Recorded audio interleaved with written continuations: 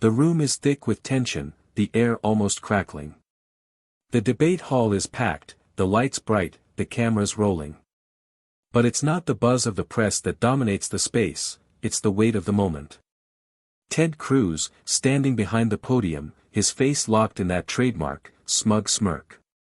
The audience knows what's coming.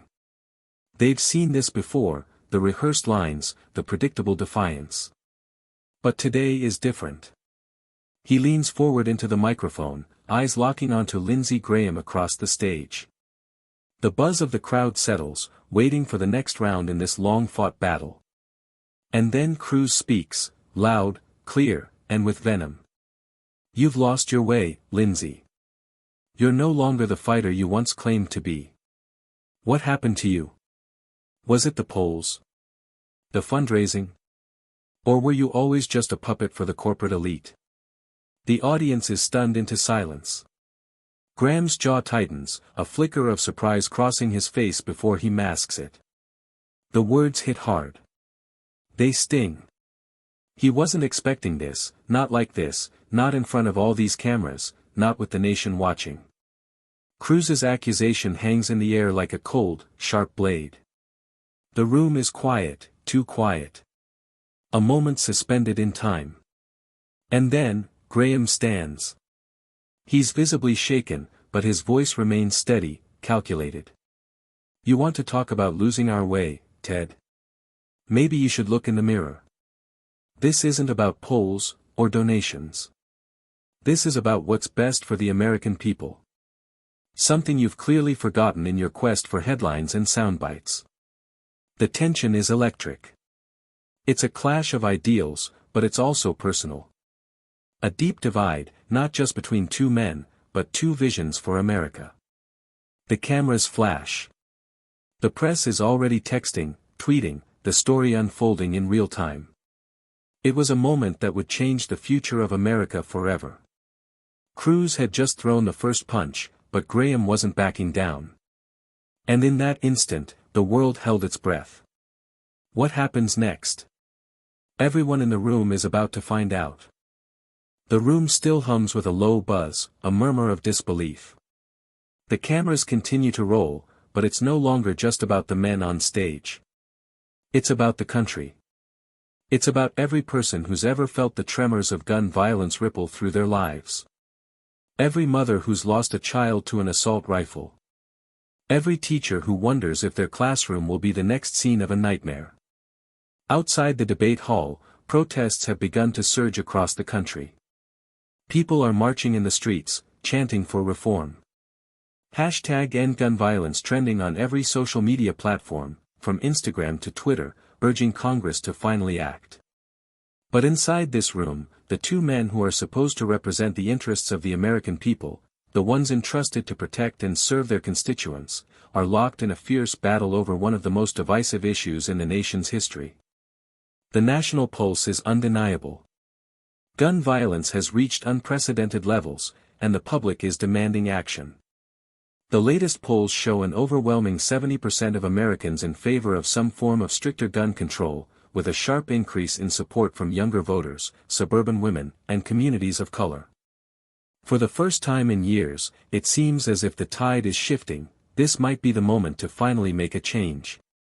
But in the halls of Congress, it's a different story. Ted Cruz, Texas firebrand senator, has spent his career stoking the flames of the Second Amendment. To him, any compromise is a betrayal, a capitulation to the left-wing forces who would rather strip away rights than protect them. Cruz has become the face of the hardline conservative movement, refusing to budge, refusing to listen. For him, gun control isn't just a policy debate, it's an existential threat to American freedom. And then there's Lindsey Graham. A man who, for years, has been a conservative ally, a staunch defender of the status quo. But now, as the gun violence crisis continues to spiral, he's caught in the middle. His base demands unwavering loyalty to the Second Amendment, but there's a growing faction of the American electorate that is no longer content to sit back and wait for the next tragedy to unfold. They want change, and they want it now. Graham's position is precarious. He knows the numbers, he sees the polls. He understands that the country is changing, that the old guard of the Republican Party can no longer ignore the voices calling for reform. But Cruz is relentless. The hard right is watching every move Graham makes, ready to pounce on any sign of weakness.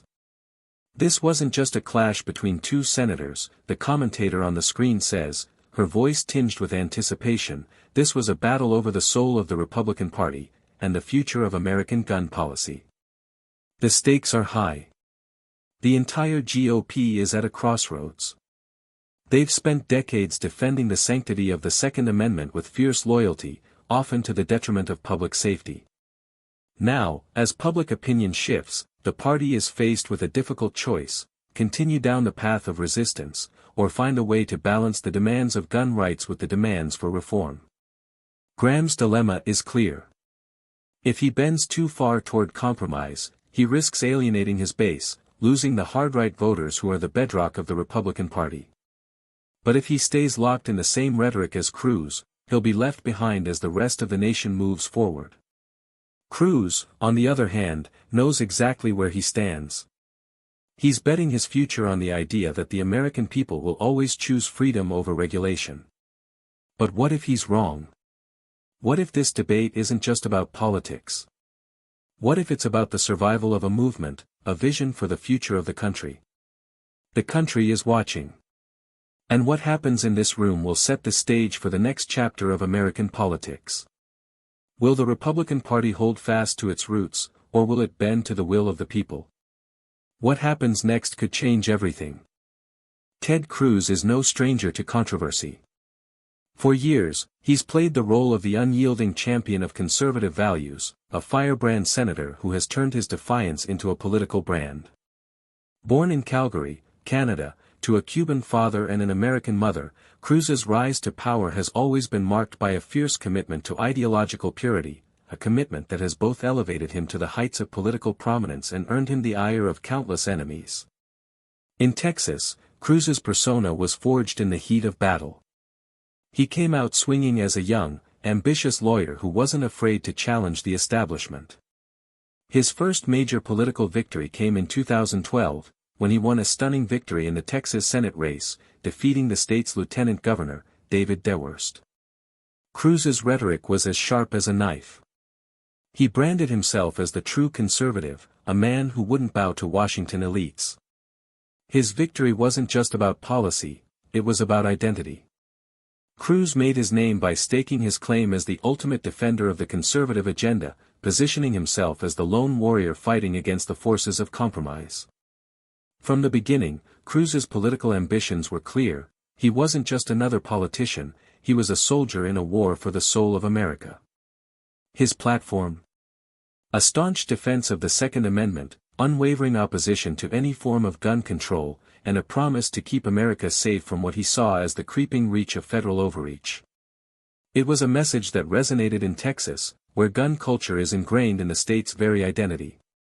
Cruz became the embodiment of this philosophy, a man who, in his own eyes, was the last bastion between a free nation and those who sought to impose control over it. Cruz's rise was meteoric.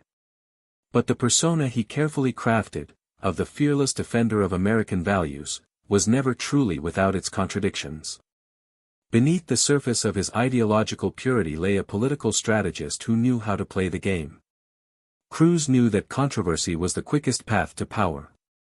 His unyielding stance on gun rights wasn't just a conviction, it was a weapon, one that allowed him to dominate the national conversation and position himself as the true champion of conservative values. At the same time, Cruz's opportunism was undeniable. Behind his speeches about the sanctity of the Second Amendment, there were calculated political moves. He wasn't just standing up for gun owners, he was standing up for himself. Cruz built his career on the back of the NRA and other conservative groups, using their support as a launchpad for his broader ambitions. He was smart enough to understand that the more he could inflame the conversation, the more attention he would get. But in doing so, he also became a deeply polarizing figure. Cruz didn't just take positions, he took them to the extreme. There was no middle ground with him. To his supporters, he was a hero, a man who refused to compromise, who understood that America's values were being eroded by liberals in Washington. But to his detractors, Cruz became the embodiment of everything wrong with Washington, a man more interested in inflating his own ego than finding real solutions. On the issue of guns, Cruz's stance was crystal clear: no compromise. He rejected every proposal for background checks, assault weapons bans, or any form of gun control as an infringement on the rights of law-abiding citizens. He often spoke with fervor about the sanctity of the Second Amendment, presenting it as not just a right, but a sacred duty. His speeches about the Constitution were filled with fiery rhetoric, invoking the Founding Fathers and the American spirit. He didn't just want to protect gun rights, he wanted to frame them as the defining issue of American freedom. But beneath that passionate defense lay a cold calculation: Cruz knew how to leverage the gun rights issue to advance his career. His uncompromising stance made him a hero to many, but it also made him a master at playing to the fears and anger of his base. He knew how to provoke, how to push buttons, how to get people to rally behind him. And when it came to the debate on gun rights, Cruz was never one to back down.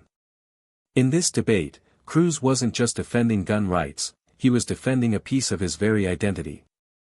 It was his brand, his legacy. For Cruz, this wasn't just about policy, it was about a deeper ideological battle. If gun rights were compromised, if any form of gun control were enacted, it wouldn't just be a policy loss, it would be a personal defeat. It would mean the erosion of the values he claimed to stand for, and the loss of his hard-earned status as the conservative hero of the moment. For Cruz, this fight was more than just political. It was existential. He was fighting not just for the Second Amendment, but for his own political survival. And if he had to scorch the earth to keep that fight alive, so be it. But what Cruz didn't anticipate was the shifting sands beneath his feet. The landscape was changing, and Graham, who had always been a reliable conservative ally, was now threatening to shift the paradigm. Cruz's unyielding position had made him a hero in the eyes of many, but it also made him an increasingly divisive figure, a man whose rhetoric was seen as reckless, even dangerous. His ability to command the conversation was powerful, but it was starting to alienate the very people he needed to maintain his hold on power. This debate wasn't just about gun rights anymore. It was about something bigger: the future of the Republican Party and the role Cruz would play in shaping that future. Was he a champion of freedom, or a relic of a dying ideological battle? The answer, as Cruz would soon find out, was far more complicated than he ever imagined. Lindsey Graham has always been a man of contradictions. To some, he's the embodiment of the Southern conservative ideal, stoic, steadfast, unwavering in his loyalty to party lines. To others, he's a man constantly torn between the factions within his own party, struggling to navigate the shifting sands of modern American politics.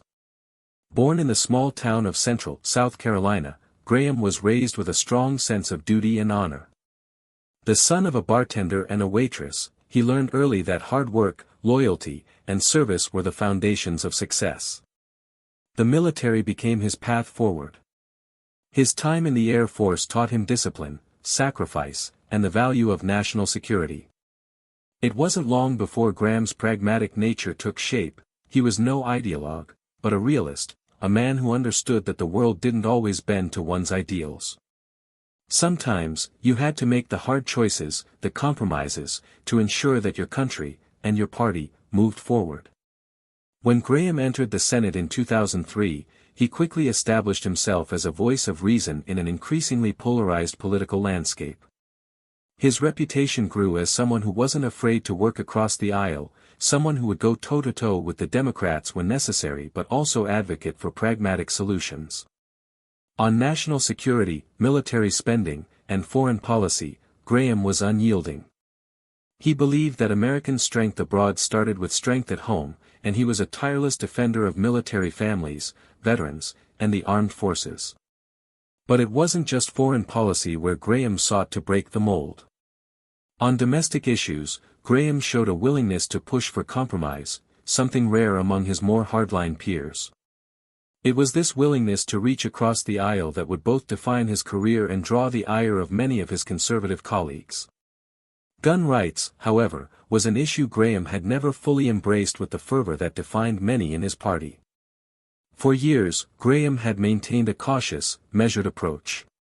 He understood the importance of the Second Amendment, and as a proud Southerner, he wasn't unfamiliar with the culture of gun ownership. But while many of his colleagues saw the issue as a sacred cause, one to be fiercely defended at all costs, Graham viewed it with a more pragmatic lens. He acknowledged the dangers of unchecked gun violence, particularly in the wake of mass shootings. He didn't see stricter gun laws as an attack on individual freedoms, but as a necessary response to an increasingly dangerous reality. This stance, however, was a deviation from the hardline conservatism that defined much of his party. As the debate on gun control grew louder in the wake of the latest tragedies, Graham found himself in a tight spot. His base, loyal and vocal, expected him to stand firm with Cruz and the other staunch defenders of the Second Amendment. For them, any concession, any compromise, was seen as a betrayal of core Republican values. They believed that gun ownership was a fundamental right that should never be compromised, no matter the cost. But Graham wasn't like them. He wasn't willing to stand on the sidelines and watch as the body count from mass shootings continued to climb. He wasn't comfortable with the status quo, where thoughts and prayers seemed to be the only response to the latest tragedy. For Graham, the question wasn't whether Americans had a right to own firearms, the question was whether they had a right to do so without regard for the safety of their fellow citizens. The pressure on Graham was immense. From the right, he faced a constant barrage of criticism. Every time he spoke out in favor of any form of gun reform, he was labeled a traitor to the conservative cause. His approval ratings among his most loyal supporters plummeted. To them, Graham's moderate stance wasn't just a policy disagreement, it was a personal affront, a sign that he had strayed too far from the values that had made him a political force in the first place. Meanwhile, from the left, the pressure was no less intense. Liberals, progressives, and moderates were increasingly vocal in their demands for action on gun control. For them, Graham's hesitation was a betrayal of basic human decency. How could he stand by as children were gunned down in their schools, as concertgoers were mowed down in the streets, as families were torn apart by senseless violence? If Graham truly cared about protecting the American people, why wasn't he standing with them to pass real reforms? Graham found himself stuck between two worlds, neither of which he could fully embrace. He wasn't a radical, he wasn't the kind of politician who would grandstand for the cameras, making bold promises without a plan to back them up. But he also wasn't a man who could look his constituents in the eye and pretend that the status quo was enough. He was a pragmatist at heart, someone who believed that compromise wasn't a weakness, it was the way forward. But the stakes were higher than ever. The country was demanding change, and every day that Graham hesitated, every day he refused to take a clear stand, it seemed like the possibility of finding common ground slipped further and further away. Cruz had already made it clear, there would be no room for compromise, no middle ground. For Cruz, gun rights were non-negotiable. There was no room for moderation. Yet, in Graham's heart, he knew that moderation was the key to moving forward. It wasn't about dismantling the Second Amendment, it was about finding a way to protect the rights of Americans while also ensuring their safety. It was about saving lives. But would he have the courage to make that leap?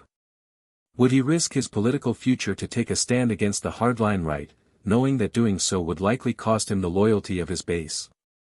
The question loomed over him, heavy and unrelenting. Graham knew the answer, but finding the courage to act on it, now, in this moment, with the world watching, was another matter entirely. This wasn't just about politics. This was about doing what was right, even when it meant facing the wrath of your own party. For Lindsey Graham, the time to make that choice was now. The debate hall, once buzzing with anticipation, now hums with a palpable tension, each word, each accusation hanging heavy in the air. Cruz leans into his microphone, his eyes locked on Graham like a hawk circling its prey. His voice, dripping with disdain, cuts through the silence. Lindsey, Cruz begins, the name itself laced with an edge, you've traded your principles for political expediency. I thought you were better than this. You were once a fighter for freedom, what happened to that? How much did the polls and the money speak to you, huh? Or was it the fear of losing re-election? Graham's jaw tightens, his face a mask of controlled composure. He's heard it all before, the smears, the insults, the insinuations that he's no longer loyal to his roots. But hearing it from Cruz, someone who has built his entire career on relentless combativeness, hits differently. The barbed sting, even if they're meant for show. Graham takes a moment, collecting himself, before replying. His voice, calm but firm, rises to meet Cruz's fiery tone. Fear of losing? Graham's lips curl into a tight smile. No, Ted. It's not fear of losing that has me speaking up. It's fear of the consequences of inaction. You want to talk about principles? Fine. But principles without action, principles that ignore the lives lost to gun violence, are just empty words. The crowd shifts in their seats, sensing the rise in intensity. Cruz doesn't flinch, he doubles down, his voice rising with passion. Empty words. This is about the Second Amendment, Lindsey.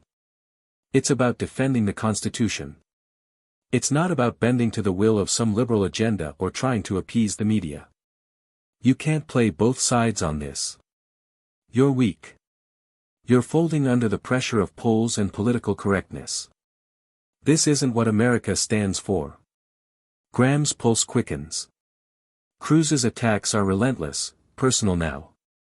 But Graham has spent years in the Senate, enduring the slings and arrows of both sides. He's no stranger to political combat. Still, Cruz's words sting harder than he's willing to admit. There's no denying the shift in the air, the sense that the audience is leaning toward Cruz's narrative, buying into his vision of an unyielding conservative America. No, Graham finally says, his voice steady but laced with a simmering edge, this is about America, Ted. It's about the families who bury their children because of senseless violence. It's about the communities torn apart by mass shootings while politicians like you sit up here and refuse to even have the conversation. What's weak is refusing to look reality in the face and do something about it. Cruz's eyes narrow, his hands gripping the sides of the podium. And what exactly would you do, Lindsey? Strip away our rights because of a few tragedies? That's not the America I know. You're talking about compromise, but that's just another word for surrender. This isn't about reform, it's about dismantling the very foundation of our freedom. The audience is at the edge of their seats now, divided. Some nod, their eyes glued to Cruz's every word, feeding into the rhetoric of absolute liberty. Others, their faces tight with frustration, exchange glances, wondering how much longer this can go on without real solutions. The pressure in the room builds, as if the walls themselves are closing in. Graham's fists clench at his sides, but he forces himself to stay calm. This fight isn't just with Cruz, it's with the entire conservative base that has long painted compromise as betrayal. He knows what they're expecting, what Cruz is expecting, a fight, an eruption. But Graham isn't about to give them that. He's smarter than that. You want to call me weak, Ted? Fine. But let's call this what it is. You're a one-note politician, afraid of anything that doesn't fit into your narrow, rigid view of what America should be. You don't see the bigger picture. You're stuck in the past, fighting old battles while real people are dying. You can keep your absolutes, but the reality is, this country is changing, and we can't keep turning our backs on it. A hush falls over the room. For the first time, Graham's words land with a raw power. Cruz's face flushes, his chest heaving with frustration. It's clear this is no longer just a debate about policy, it's personal now. It's a battle for control over the future of the party, and over the country. Cruz, visibly rattled but not backing down, squares his shoulders and leans forward, his voice dripping with contempt. People are dying because of weak-kneed politicians like you, Lindsey. You're too afraid to stand up for what's right. You think gun control is the answer. You're only giving power to the people who want to dismantle the American way of life. It's a slippery slope, and once you give an inch, they'll take a mile. And then you'll wonder why you didn't stop it. Graham's eyes flash. There's a fire there, one that Cruz hasn't seen in him before. His hands rest on the podium, but his body leans forward now, drawing his words closer to Cruz, challenging him without a word. I've never been afraid of standing up for what's right, Ted, Graham says, his voice low but dangerous. And I'll be damned if I sit here and let you preach to me about what's American while innocent people continue to suffer. I'll take the heat, I'll take the blows, but if that's what it takes to bring change, then I'll do it. I'll stand up for the people who need me to. You can keep your rigid, partisan purity, but I'm fighting for a future where we don't keep repeating the same damn mistakes. The audience is on their feet now. The pressure has reached a boiling point, the tension thick enough to slice. Both men, their faces red with passion and anger, stand at opposite ends of the ideological spectrum. One is steadfast in his unyielding loyalty to an ideal, the other is fighting for something bigger, something that may cost him everything. But what happens next? It's unclear. The debate is far from over, and the stakes couldn't be higher. Both men have drawn their lines in the sand. It's not just a fight for policy, it's a fight for the soul of the nation. And neither Cruz nor Graham is backing down. The room is heavy with the tension of the back and forth, a relentless volley of words that has kept the audience on the edge of their seats. Cruz, his voice rising in righteous indignation, is riding the momentum of his hardline rhetoric. He's fired off accusations with surgical precision, his arguments framed in absolutes, absolute freedom, absolute rights, no compromise. And with every word, the crowd reacts, some cheering, some jeering, but always engaged. But Graham remains calm, his hands resting on the podium as he listens to Cruz's tirade. It's as if he's waiting for the perfect moment. His face shows the wear of the argument, the weight of the fight evident in the set of his jaw, but there's no trace of panic. There's no doubt in Graham's mind about what needs to be said. He's heard Cruz's talking points 1,000 times before, but today, this isn't just a policy debate, it's a matter of moral principle. And as Cruz finishes his latest round of accusations, Graham steps forward, his eyes fixed on Cruz, but his voice carrying to every corner of the room. Enough, Graham says, cutting through the noise like a knife. The room falls still, every person hanging on his words. Ted, you keep talking about the Second Amendment. But let me tell you something. This isn't about the Second Amendment. This is about the second chance. He lets the words settle in the air. There's no rush, no need to move quickly.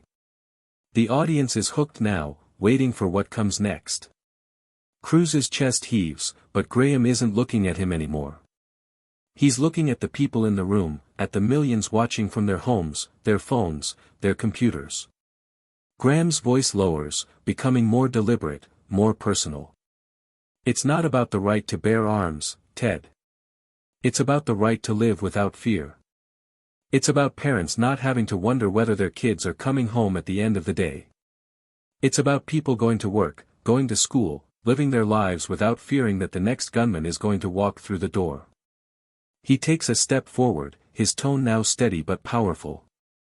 You talk about freedom, Ted, but where is the freedom when you can't walk into a grocery store without worrying if someone will open fire? Where is the freedom when children in their classrooms are taught to hide under desks, to play dead, as if their lives are nothing more than statistics? The audience is completely silent. Graham's words are like a punch to the gut. His message is clear, this isn't just about policy. This isn't about who wins or loses a debate. This is about real people, real lives, and the basic human right to feel safe in the place they call home. I've talked to mothers who've lost their children, Graham continues, his voice rising with the emotion he's been holding back.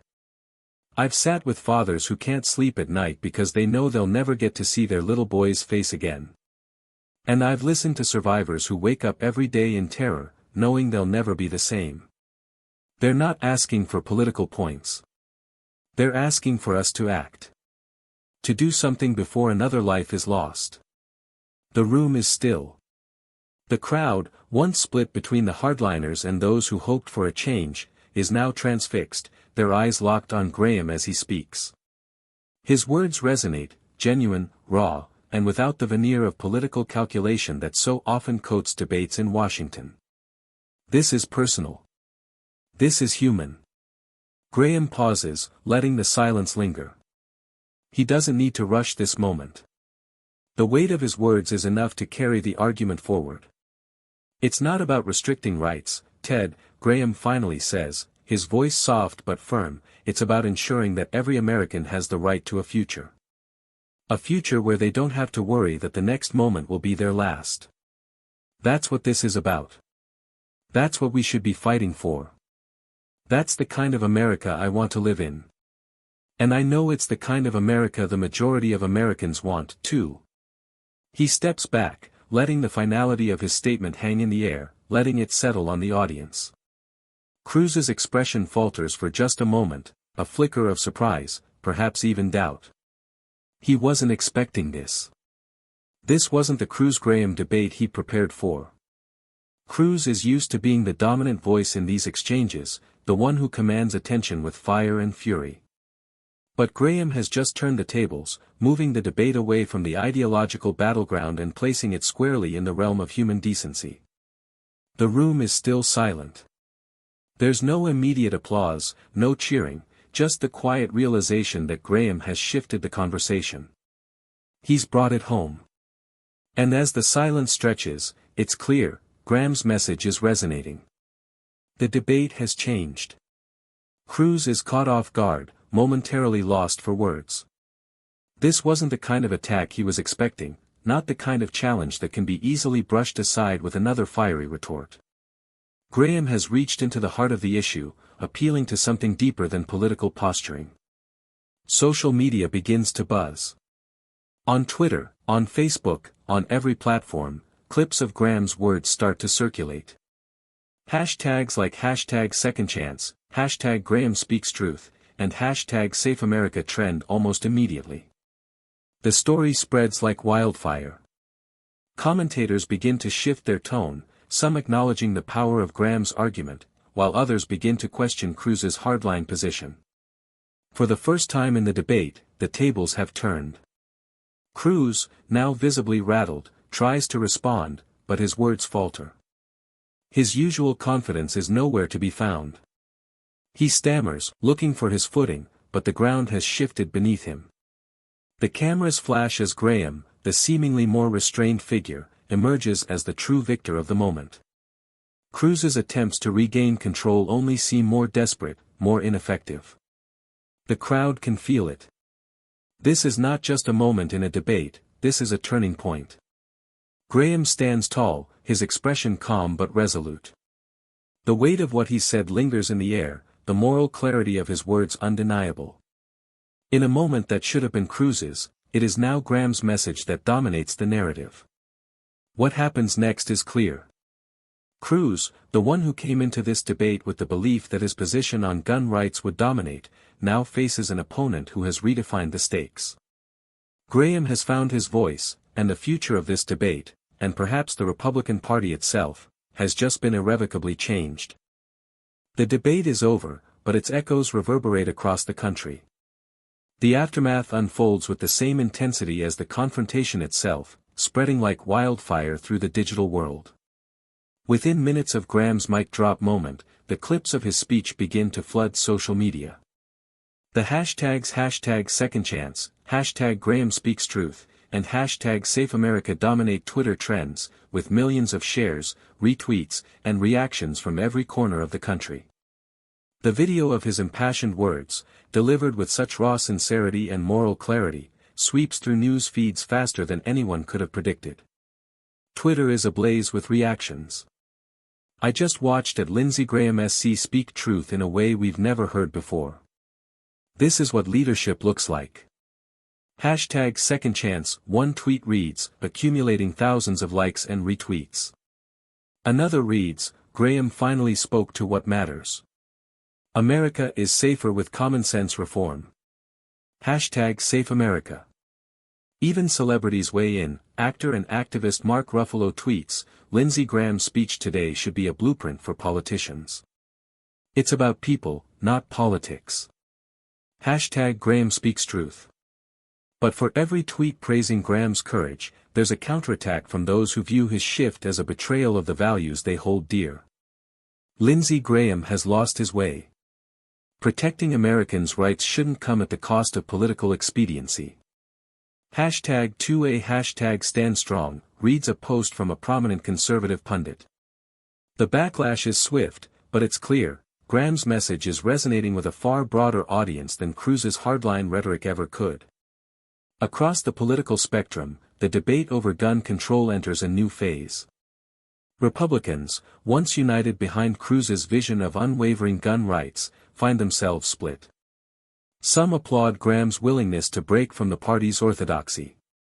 Courageous, writes former Republican Senator Jeff Flake in a statement. Graham's words today are a reminder that the GOP needs to be more than just a party of absolutes, it needs to be a party of solutions. Others, however, are quick to condemn Graham for what they see as a dangerous compromise.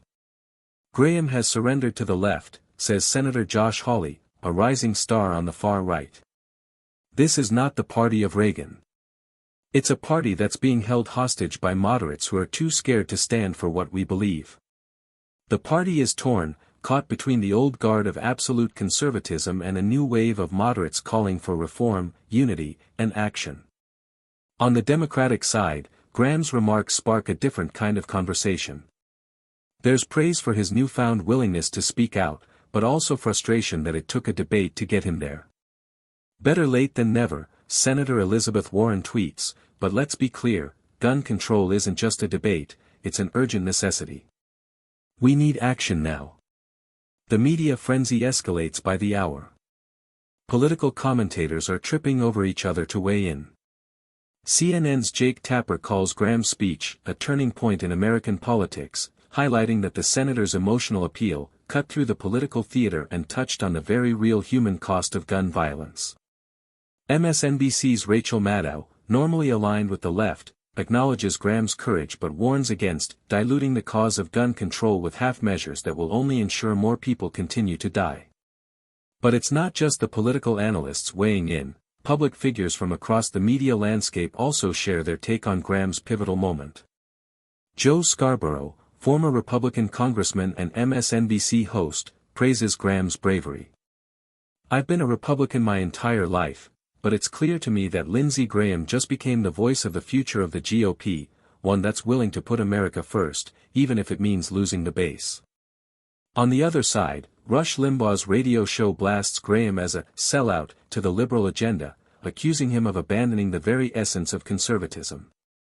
This is what happens when you let moderates dictate the terms. Soon, there won't be any true conservatives left in the party, Limbaugh fumes, his voice full of fury. Yet, despite the intense backlash from the far right, there's a palpable shift among the American public. In the wake of the debate, Graham's approval ratings spiked dramatically, particularly among moderates, independents, and suburban women, groups that have been increasingly disillusioned by the GOP's hardline stance on guns. A poll released just days after the debate shows Graham's favorability up by 10 points, the largest surge seen in his career. In contrast, Cruz's numbers begin to wane, with several new polls showing a dip in support among moderate Republicans who had once looked to him as a leader. Graham's position on gun control, once a political liability, is now a point of pride for many who see it as a sign of moral leadership. According to a Gallup poll conducted the week after the debate, 65% of Americans now favor stricter gun laws, a dramatic increase in public support since the debate. Independent voters, in particular, view Graham's speech as an example of someone willing to confront the reality of the situation, regardless of party loyalty.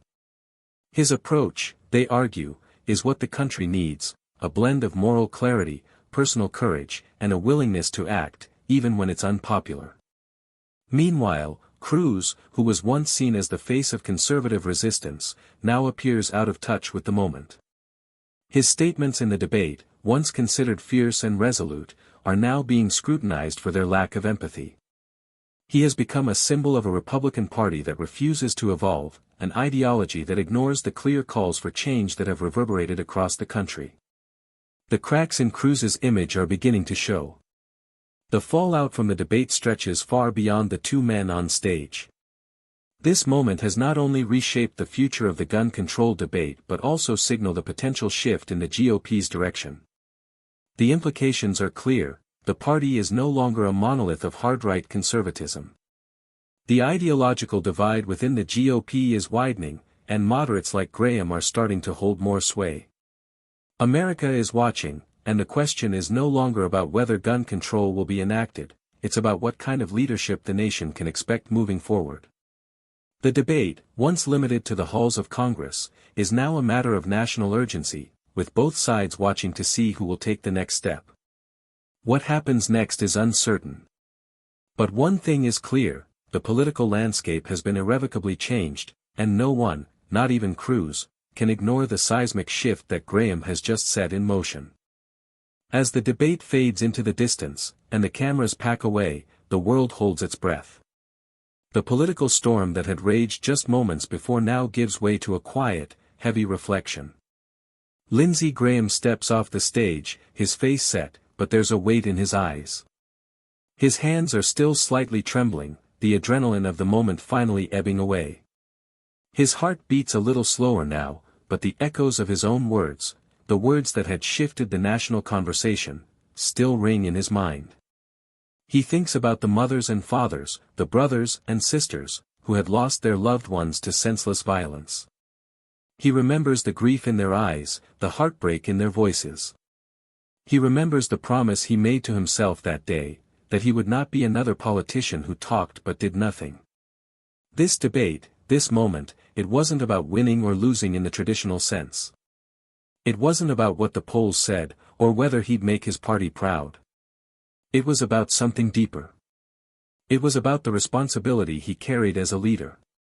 Graham had always been a man who stood by the values of freedom and liberty. He had always defended the Second Amendment with fervor, proudly, without hesitation. But in that moment, on that stage, Graham realized something that he had known for years but had never fully admitted to himself: the right to live is just as sacred as the right to bear arms.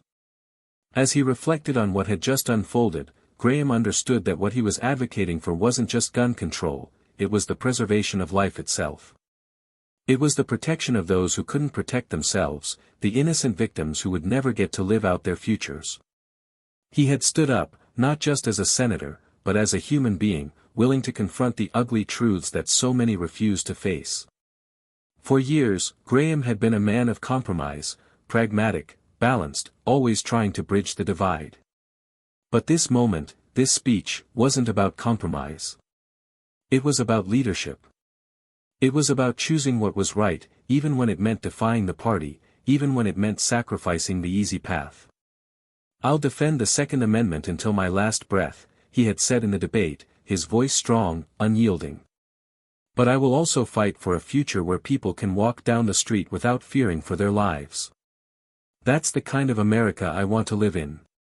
He had spoken those words not as a politician looking for applause, but as a man who had witnessed firsthand the devastation caused by the unrelenting tide of gun violence. And he had chosen, in that moment, to make his voice heard, to stand against the tide of division and demand that something change. Graham knew that the road ahead would be difficult. The attacks from the far right would continue. His own party would question his loyalty, and the headlines would still carry the weight of division. But that didn't matter anymore. What mattered was that he had done something. He had acted on his conscience, not just for the political ramifications, but for the future of the country, for the lives that were on the line. The aftermath of the debate, the ripple effect that had begun to reverberate through the media, through social media, and through the American people, was proof that there was a hunger for leadership that didn't prioritize partisan victory over human decency. People wanted politicians who would stand up, not for their careers, but for their country. They wanted leaders who would choose dignity, empathy, and courage, who would make hard choices for the greater good, no matter the cost. And in that, Graham found his victory. This wasn't just a political shift, it was a shift in the moral fabric of the nation. It was a statement that reason, compassion, and integrity still mattered in a world that often seemed more interested in winning than doing what was right. It was a signal to the world that leadership was not about preserving power at any cost, it was about standing firm for what was just and necessary, even when it meant facing immense pressure, even when it meant going against the tide. For Graham, this moment would be a turning point. Not just in his career, but in his understanding of what it meant to be a true leader. He had been tested, and he had passed. Not because he was perfect, but because, for once, he chose to lead with his heart, not just his head. The audience, watching from their living rooms and computer screens, felt something shift in the air. It was more than just a debate victory, it was a message to the world: courage and moral clarity could still win the day. And, for once, they were witnessing a politician who wasn't just talking about change, but actually driving it. The American people, hungry for something more than empty promises, felt a spark of hope. In that moment, Graham's courage had done more than change the course of a debate. It had ignited a movement, a call to action for all those who had been silenced by the chaos of political division. A call to stand up for what was right, to fight for a future where empathy and dignity won, where the right to life wasn't a debate, it was a guarantee. And as the dust settled, Graham understood that this was just the beginning. The fight for a safer, more just America wasn't over. But in that moment, he had found the strength to lead it. The future, as uncertain as it might be, was now one where a higher truth had spoken, and that truth would carry him, and the country, forward. This debate was never just about gun control, it was about leadership, about choosing humanity over ideology. It was about standing up when it's easier to stay silent, making the tough calls when it would be far more convenient to toe the party line. What we witnessed was more than a political battle, it was a moment that showed us the kind of leaders we need for the future. Leaders who are willing to confront the hard truths, speak from the heart, and fight for what's right, even when the odds are stacked against them. Lindsey Graham took a stand. And now, it's up to us. We've seen how one man's courage to speak out can change the course of a debate. But this fight is far from over. It's on all of us, every one of us who believes in a better future, to carry this conversation forward, to keep pushing for change, and to make sure that this moment isn't just a flash in the pan, but the spark of something much bigger. So, here's what I'm asking you to do. Share this video. Share the message. Let your voice be heard, and help others find theirs. This is bigger than any one debate, any one politician, it's about all of us, together. If you believe in a safer, more compassionate America, now is the time to act. Subscribe to the channel, engage with the conversation, and reflect on what you can do in your own communities. Whether it's voting, speaking out, or having those tough conversations, every action matters. The time for change is now. And it starts with us. Stand with us. Make your voice heard. Let's fight for a future where dignity, empathy, and courage aren't just ideals, but the foundation of our democracy. Together, we can make a difference.